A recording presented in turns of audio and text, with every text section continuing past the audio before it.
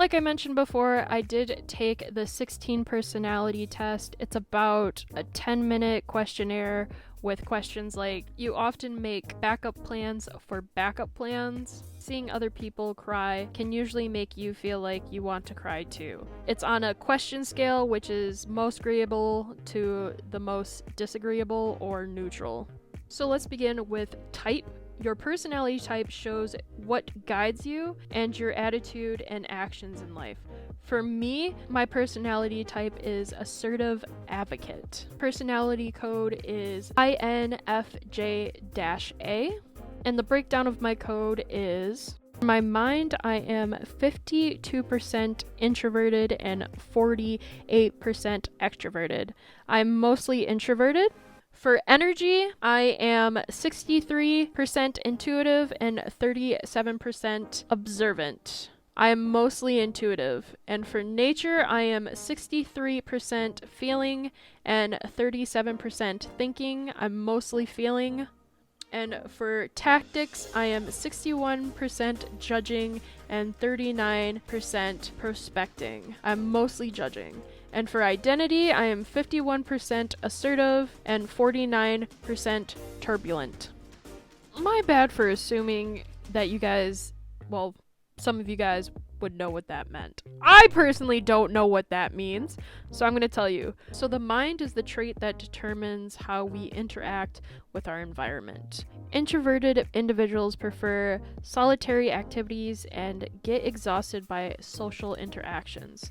They tend to be quite sensitive to external stimulations such as sight, sound, or smell. They just tend to be sensitive in general. I am 52% introverted, meaning 48% of me is extroverted, meaning I could be potentially a switch. I don't always like solitary activities. Like, I do like hanging out with my friends or going out from time to time, like I said, with my astrology sign. But I do think social interactions do wear me out. Energy represents the trait that shows where we direct our mental energy. Intuitive individuals are very imaginative, open-minded, and curious. They prefer novelty over stability and focus on hidden meanings and future possibilities.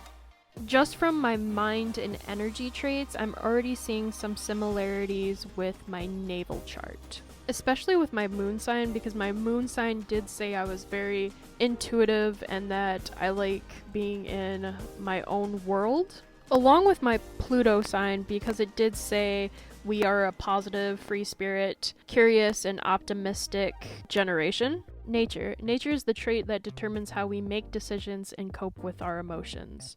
I'm 63% feelings, meaning I am mostly feelings. Feeling individuals are sensitive and emotionally expressive. They're mostly empathetic and less competitive than thinking types, and focus on social harmony and cooperation.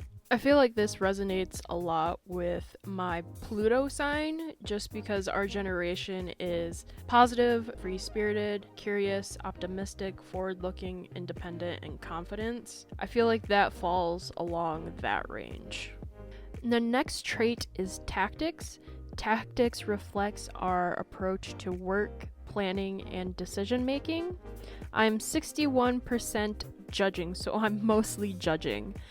Judging individuals are decisive, thorough, and highly organized. They value clarity, predictability, and closure, preferring structures and planning to spontaneity. I feel like this relates to my Mars in Virgo. I rarely am willing to go out on a limb. My tendencies are to be intentional and analytical, meaning I need to know the situation before I act. And finally, my identity. This trait underpins others, showing how confident we are in our abilities and decisions. Assertive individuals are self-assured, even-tempered, and resistant to stress. They refuse to worry too much and do not push themselves too hard when it comes to achieving their goals.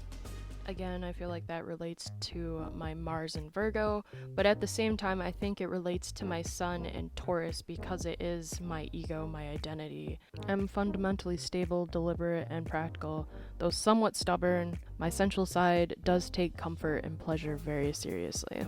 So for the most part, my natal chart does line up with my 16 personality test result, which is I'm kind of surprised just because I feel like CoStar was kind of vague on how they described each sign, but 16 personalities, in my opinion, went into depth. Like, there's like 16 pages of just my personality type. Next, I'll be talking about my role. Your role determines your goals, interests, and preferred activities. My role is diplomat. On 16 personalities, there's a lot of information on diplomat, so I'm just only going to point out the highlights.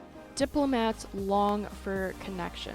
They prioritize being kind and generous, and in general, they rather cooperate than compete.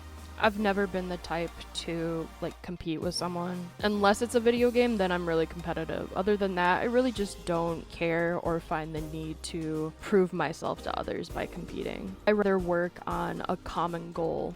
Empathy seems to come naturally to these personalities. It can almost seem as if their hearts and minds resonate with other people's emotions. Like I said before when I was talking with my natal chart, I do feel like I'm an empath. I definitely can feel other people's emotions. I can read a room. Diplomats strive for change. These personality types believe it is possible to create a kinder world, and they strive to do so every day. I definitely feel like this resonates with me. I hope before I pass, I can make a positive impact on the world, even if it's something small like putting a smile on someone's face. I would be satisfied with that.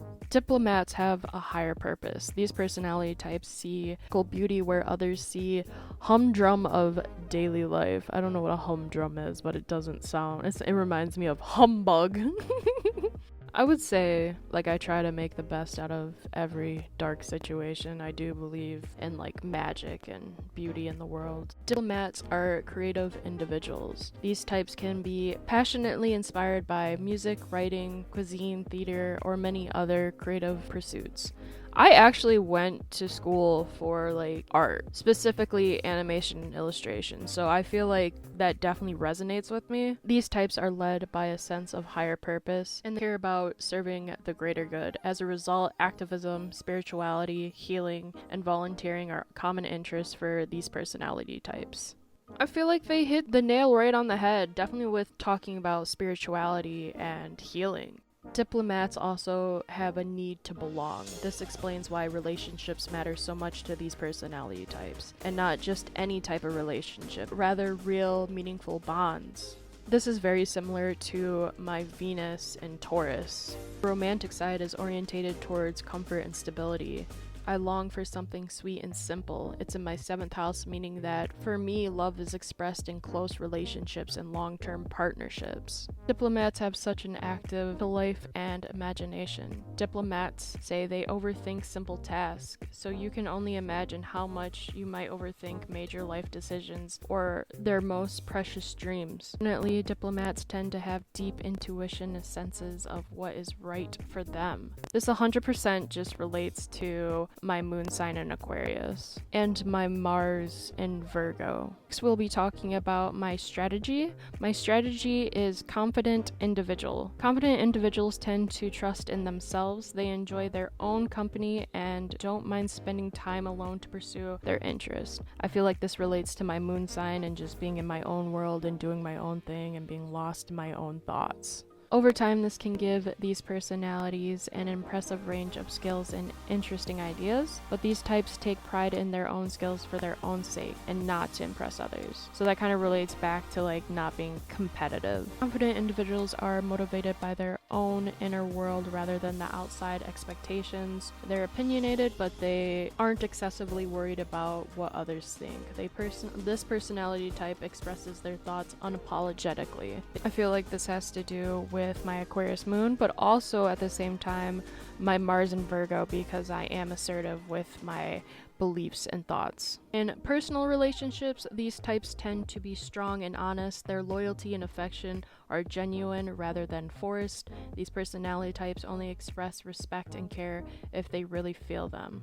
I feel like that has to do a lot with my Venus. No matter how strong their relationship is, these types also value self-reliance. I definitely believe in that. I feel like no matter how much I care about this person, if I lose myself in this relationship, I feel like this relationship no longer serves its purpose. Because at the end of the day, I always am going to put myself first and what makes me happy. And if I'm not being my true self in that relationship, this relationship's not going to work because I'm not going to be happy not being myself. Confident individuals know how to find contentment and fulfillment even when they are single.